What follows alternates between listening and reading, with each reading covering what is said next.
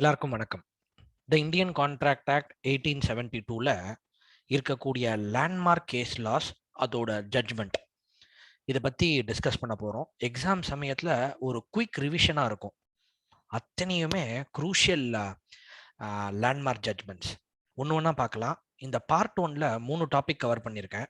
Topic ஒன்னுன்றதுல meaning and essentials of contract, அதுக்கப்புறம் offer and acceptance, மூணாவது கன்சிடரேஷன். இந்த 3 டாபிக்ல இருக்கக்கூடிய லேண்ட்மார்க் ஜட்ஜ்மெண்ட்ஸை பார்க்க போறோம். Number 1, Balfour versus Balfour. Normally எந்த ஒரு கான்ட்ராக்ட் என்டர் பண்றதா இருந்தாலும் பார்ட்டிஸ்க்கு வந்து என்ன இன்டென்ஷன் இருக்கணும்னா, லீகல் ரிலேஷன்ஷிப் கிரியேட் பண்ணணும்னு ஒரு இன்டென்ஷன் இருக்கணும். அப்படி லீகல் ரிலேஷன்ஷிப் கிரியேட் பண்ணணும்னு ஒரு இன்டென்ஷன் இல்லைன்னா அது கான்ட்ராக்டே கிடையாது. அதனாலதான் இந்த கேஸ்ல நீங்க பாத்தீங்கன்னா என்ன வேர்டிக் கொடுத்திருப்பாங்க அப்படின்னா, the parties must intend to create legal ரிலேஷன்ஷிப்னு சொல்லியிருப்பான்.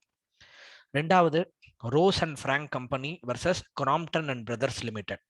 நார்மலா என்ன ப்ரிசம்ஷன் லால அப்படின்னா, எந்த ஒரு சோஷியல் அக்ரிமெண்ட்லயும் டொமஸ்டிக் அக்ரிமெண்ட்லயும் intention to create legal relationship இல்லைன்னு தான் லா ப்ரிசியூம் பண்ணிக்கும். அதே மாதிரி எந்த ஒரு பிசினஸ் அக்ரிமெண்ட்லயும் there is always an intention to create legal relationship unless there is a contract to the contrary. இந்த Rose and Frank company versus Crompton and brothers லிமிடெட்ல நீங்க நோட் பண்ணீங்கன்னா பிசினஸ் அக்ரிமெண்ட் தான். பட் இருந்தாலும் அவங்க டேர்ம்ஸ் ஆஃப் த கான்ட்ராக்டை படிக்கும்போது என்ன தெரிய வருது அப்படின்னா, there is no intention to create legal relationship. அப்போ கோர்ட் என்ன வேர்டிக் கொடுத்ததுன்னா, இது என்னதான் பிசினஸ் அக்ரிமெண்டா இருந்தாலும் எப்போ லீகல் ரிலேஷன்ஷிப்பை கிரியேட் பண்ணணும்னு இன்டென்ஷன் இல்லையோ அப்போ டெஃபினட்டா இது கான்ட்ராக்ட் கிடையாதுன்னு வேர்டிக் கொடுத்தது. அதனால தான் ஜட்மெண்ட்ல பாத்தீங்கன்னா, even a business agreement does not amount to a contract. ஏன் அப்படின்னா, if there was no intention to create legal relations on the part of the parties. அதுக்கப்புறம் மூணாவது, டெய்லர் வர்சஸ் ஸ்பார்ட்டிங்டன். இந்த கேஸ்ல எதை பத்தி பேசுது அப்படின்னா, எந்த ஒரு கான்ட்ராக்டா இருந்தாலும் நம்ம அதுக்குள்ள போடக்கூடிய டேர்ம்ஸ் வந்து it should be very clear. It should be capable of being made certain. ஒருவேளை நான் போடக்கூடிய அக்ரிமெண்ட்ல அந்த டேர்ம்ஸ் வந்து it is not clear, it is quite unclear, rather இப்படி சொல்லலாம், the meaning of which is not capable of being made certain. அந்த மாதிரி டேர்ம்ஸ் ஆஃப் அக்ரிமெண்ட்லாம் இன்னைக்குமே கான்ட்ராக்டா மாறாது. ஏகேஎஸ் அகாடமியில சிஏக்கு கோச்சிங் எடுக்கிறோம், சிஎம்ஏக்கு கோச்சிங் எடுக்கிறோம், சிஎஸ்க்கு கோச்சிங் எடுக்கிறோம். ஒரு ஸ்டூடெண்டோட ஒருவேளை நான் அக்ரி பண்ணிக்கிறேன், நான் உனக்கு கோச்சிங் கொடுக்குறேன் அப்படின்னா, என்ன ப்ரொஃபஷனல் குவாலிஃபிகேஷனுக்கு கோச்சிங் கொடுக்குறேன்னு அக்ரி பண்ணியிருக்கேன், it is not clear.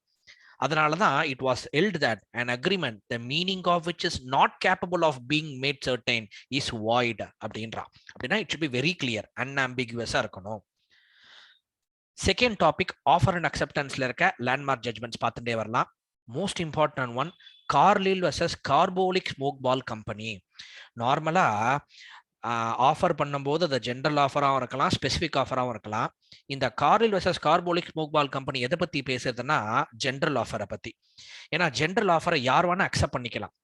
Accept பண்ணிக்கிறவங்களுக்கு அந்த ஆஃபரோட நாலேஜ் இருக்கணும், அந்த ஆஃபர்ல என்ன டேர்ம்ஸ் அண்ட் கண்டிஷன் சொல்லியிருக்காங்களோ அதை ஃபுல்ஃபில் பண்ணணும். அப்படி இருந்தால் that is more then enough. அதனால தான் கார்லில் வர்சஸ் கார்போலிக் ஸ்மோக் பால் கம்பெனியோட வேர்டிக் பார்த்தீங்கன்னா, an offer is said to be general எப்போ when it is made to the world at large. The performance of the conditions in the offer is sufficient enough.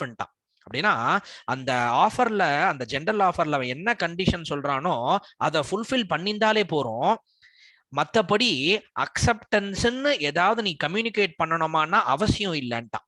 அதனால தான் பாத்தீங்கன்னா verdict, the offer is said to be general when it is made to the world at large.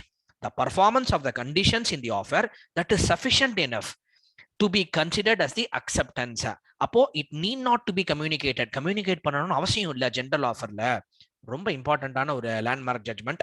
நெக்ஸ்ட்டுக்கு போலாம், Boulton versus zone.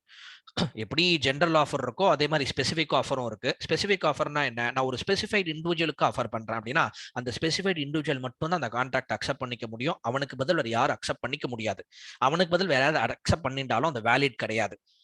Bolton versus Johnல specific offer can be accepted only by the person to whom it is made. யாருக்கு offer பண்ணப்பட்டதோ he alone can accept அப்படின்னு கொடுத்த another verdict தான் landmark judgment தான் இந்த Boulton versus ஜோன்ல towards specific offer. Next, Lalman Shukla versus Gauri Dutt. இதுல என்ன சொல்றாங்கன்னா, ஆஃபரை நிச்சயமா கம்யூனிகேட் பண்ணணும். ஒருவேளை ஒருத்தனுக்கு ஆஃபரை பத்தி நாலேஜே இல்லைன்னா how can he accept?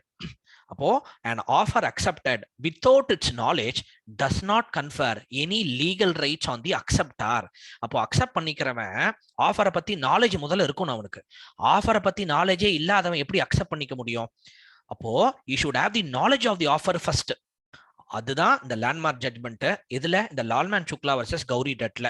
ஏன்னா அக்செப்ட் பண்றவனுக்கு இந்த மாதிரி ஒன்று ஆஃபர் இருக்குன்னே தெரியல. லேட்டரான் தான் தெரிய வந்தது இந்த மாதிரி ஆஃபர் ஒன்று பண்ணிருக்காங்கன்னு. அதுக்கப்புறம் ரிவார்ட் கிளைம் பண்றான். அப்பதான் கோர்ட் இந்த வேர்டிக் கொடுத்தது. எப்போ உனக்கு ஆஃபர் இருக்குதே தெரியலையோ, you can not accept. An offer accepted without its knowledge does not confer any legal rights on the acceptor. அதுக்கப்புறம் ஆர்வி வெர்சஸ் ஃபேசி. இதுல என்ன சொல்றாங்கன்னா, நார்மலா நான் ஆஃபர் பண்றேன், நான் ஆஃபர் பண்றது வந்து ஒரு கொஸ்டினா இருக்கு, அதர் பார்ட்டி கிட்ட இந்த ஆன்சர் எதிர்பார்க்கறேன் அப்படின்னா என்னோட கொஸ்டின்லாம் ஆஃபரா மாறிடாதுன்றான். An offer is different from an answer to your question. When a question is posed by one person and it is answered by another, this does not mean an offer. ஆர்விஎஸ்எஸ் ஃபேசில ஒரு bumper all pen சொல்லக்கூடிய ஒரு immovable asset வேணுமா, என்ன ஒரு minimum price நீ code பண்றன்றது கொஸ்டினை கேட்கறான். இவன் மினிமம் பிரைஸ் சொல்றானே கேட்கறானேன்றதுக்காக அதர் பார்ட்டி மினிமம் பிரைஸ் என்னன்னு அவன் சொல்றான். அப்போ கொஸ்டினுக்கு தான் ஆன்சர் பண்ணனே தவிர அவன் ஆஃபர் பண்ணல, அவன் அக்செப்டும் பண்ணிக்கல அப்படின்னு சொன்னதுதான் இந்த ஆர்வி வெர்சஸ் ஃபேசில. An offer is different from an answer to your question. When a question is posed by one person and it is answered by another, this is not an offer அப்படின்னு வேர்டி கொடுத்தாங்க. அப்புறம் Aries versus நிக்கர்சன். ஆஃபர்ன்றது வேற, invitation to ஆஃபர்ன்றது வேற. Invitation to ஆஃபர்ல நீங்க offer பண்ணல, you are inviting the other party to make an offer to you. Other பார்ட்டியை உங்களுக்கு ஆஃபர் பண்ண வைக்கிறீங்க, அதுதான் invitation to offer. So Harris versus நிக்கர்சனோட லேண்ட்மார்க் ஜட்மெண்ட் என்னன்னு கேட்டா, offer is different from an invitation to offer. அதே லேண்ட்மார்க் ஜட்மெண்ட் தான் Pharmaceutical Society of Great Britain versus Boots Cash Chemist Limited. இதுலயும் it was held that an offer is always different from an invitation to offer. Seventh landmark judgment Anderson versus Stevenson. இதுல என்ன சொல்ல வராங்கன்னா, நீ offer பண்ணும்போது என்ன special terms and conditions வேணா போட்டுக்கோ, ஆனா கான்ட்ராக்ட் போடும் போதோ அதுக்கு முன்னாடியோ அதர் பார்ட்டிக்கு நீ தெரியப்படுத்தணும்ன்றான். எண்டர்சன் வர்சஸ் ஸ்டீவன்சன்ல பாத்தீங்கன்னா சொல்லுவான் பாருங்க, தான் judgment, special terms and condition must be brought to the notice of the offeree at the time of making of the proposal. அப்படின்னா கான்ட்ராக்ட் போடும்போது அதர் பார்ட்டிக்கு நீ தெரியப்படுத்தணும். நீ பாட்டுக்கு கான்ட்ராக்ட்லாம் போட்டதுக்கு அப்புறம் தெரியப்படுத்தனா the other party is not bound by the terms அப்படின்றது தான் இந்த ஆண்டர்சன் வர்சஸ் ஸ்டீவன்சன். அதே மாதிரி ஆலே வர்சஸ் மார்ல்பரோ கோர்ட் லிமிடெட். இதுல என்ன சொல்றாங்கன்னா, ஸ்பெஷல் டேர்ம்ஸ் அண்ட் கண்டிஷனை அதர் பார்ட்டிக்கு கான்ட்ராக்ட் போடும் போதோ அதுக்கு முன்னாடியோ தெரியப்படுத்தணும். நீ கான்ட்ராக்ட்லாம் போட்டதுக்கு அப்புறம் தெரியப்படுத்தினா அது other party will not be held liable for the term which you have put in the contract. உன் கான்ட்ராக்ட்ல ஸ்பெஷல் டேர்ம்ஸ் அண்ட் கண்டிஷன் போட்டிருந்தியே, இதுக்கு other party will be held liable சொல்ல முடியாது. ஏன் அப்படின்னா, உன் ஸ்பெஷல் டேர்ம்ஸை கான்ட்ராக்ட் போடுறதுக்கு முன்னாடியோ அந்த சமயத்திலயோ சொல்லியிருக்கணும். எப்ப நீ சொல்ல தவறிட்டியோ அதர் பார்ட்டி இஸ் நாட் ரெஸ்பான்சிபிள்னு சொன்னதுதான் இந்த 8th case law, Olley versus Marlborough. அதுக்கப்புறம் Lilly White versus R Munuswamy case லால என்னன்னா, டேர்ம்ஸ் அண்ட் கண்டிஷன் ஆஃபர்ல போடலான்றதுக்காக அது என்னைக்குமே அன்ரீசனபிளா இருக்கக்கூடாது, இட் ஷுட் பி வெரி ரீசனபிள்னு சொன்னதுதான் lily White versus R Munuswamy. அதுக்கப்புறம் Parker versus south eastern railway company. என்ன சொல்ல வராங்கன்னா, இதுல ஆஃபர்ல ஒரு டேர்ம்ஸ் அண்ட் கண்டிஷன் போடுறீங்க, அதர் பார்ட்டிக்கு நீங்க நோட்டிஃபையும் பண்ணிட்டீங்க அப்படின்னா, வெதர் அதர் பார்ட்டி அதை படிக்கிறானோ இல்லையோ, he'll be held liable for those terms என்றான். Offeree shall be bound by the terms and conditions notified to him before or at the time of the contract, whether he has read them or not. whether அவன் படிச்சான் படிக்கல, அவனுக்கு alert பண்ற மாதிரி, அவனுக்கு தெரிய வரா மாதிரி டேர்ம்ஸ் அண்ட் கண்டிஷன்ஸ் நீங்க சொல்லிட்டாலே போறோம்.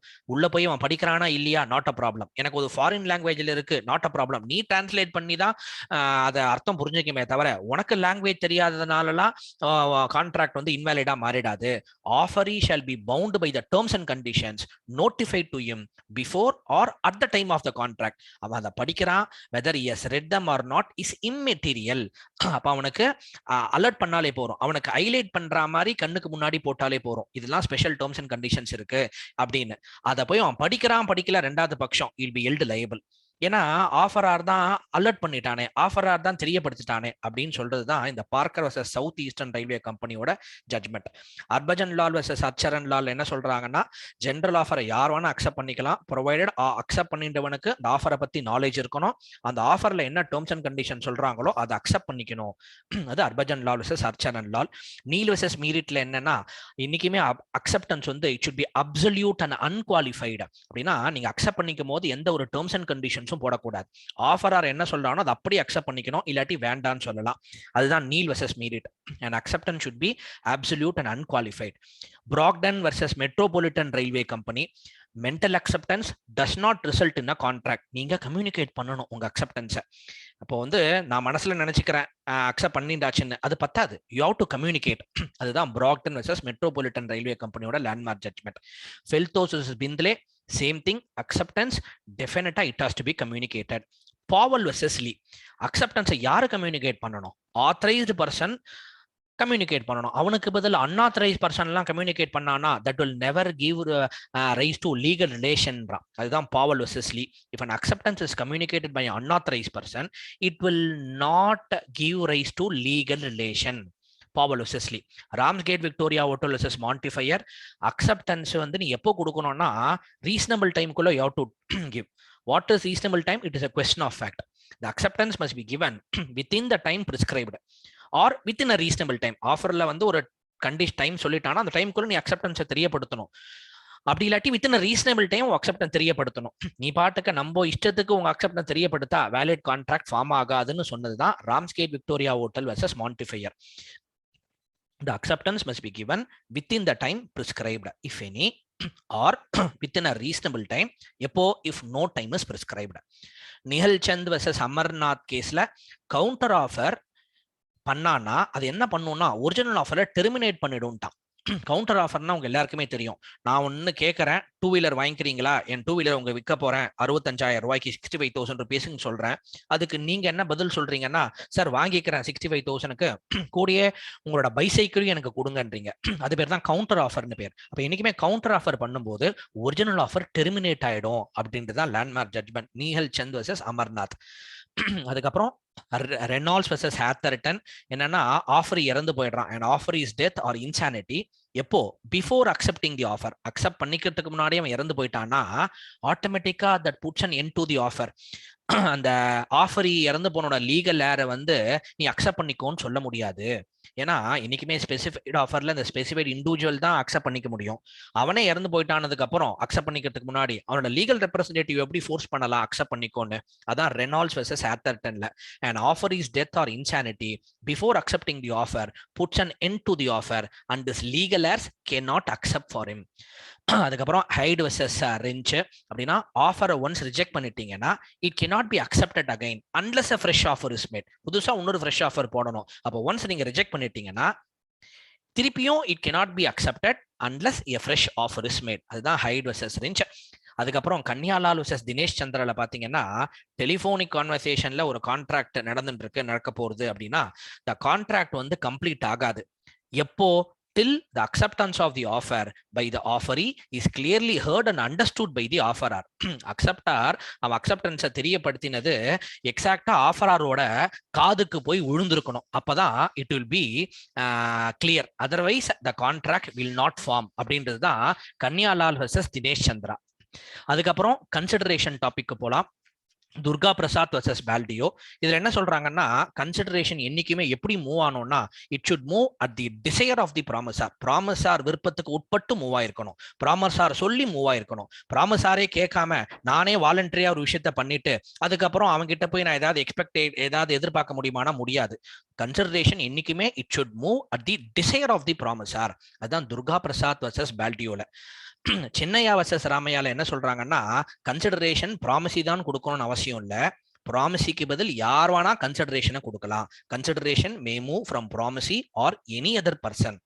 மூணாவது, காலின்ஸ் வர்சஸ் காட்ஃப்ரை. இதுல என்ன சொல்றாங்கன்னா கன்சிடரேஷன் எப்படிப்பட்டதா இருக்கணும்னா it should be something which the promisor is not already bound to do.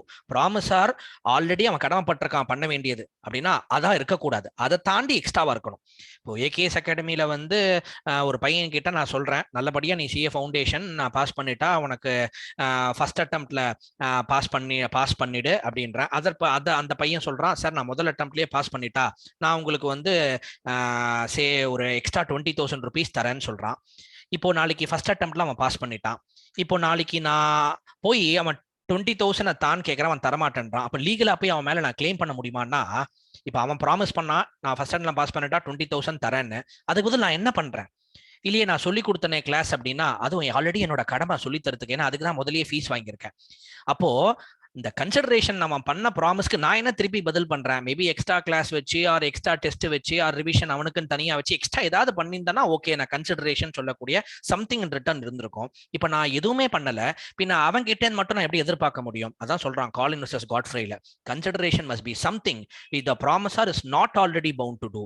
அதே மாதிரி Dunlop Pneumatic Tyre Company versus சில்ஃப்ரிட்ஜ்ல என்ன வேர்டிக் கொடுத்தாங்கன்னா, இன்னைக்குமே a stranger to a contract can not sue on the contract. அப்ப இன்னைக்குமே பார்ட்டிஸ் டு த கான்ட்ராக்ட்டுக்கு தான் எல்லா ரைட்ஸ் அண்ட் ஆப்ளிகேஷன்ஸ் இருக்குமே தவிர, ஒருத்தன் ஸ்ட்ரேஞ்சரா இருந்தான்னா obviously he will not have any right to sue on the contract. அதுதான் Dunlop Pneumatic Tyre Company versus Selfridge. Venkatasamy versus ரங்கஸ்வாமில any agreement made on account of natural love and affection is valid though it is made without consideration. ஓகேவா? அப்போ but இதுக்கு சில கண்டிஷன்ஸ்லாம் இருக்கு. It should be in writing.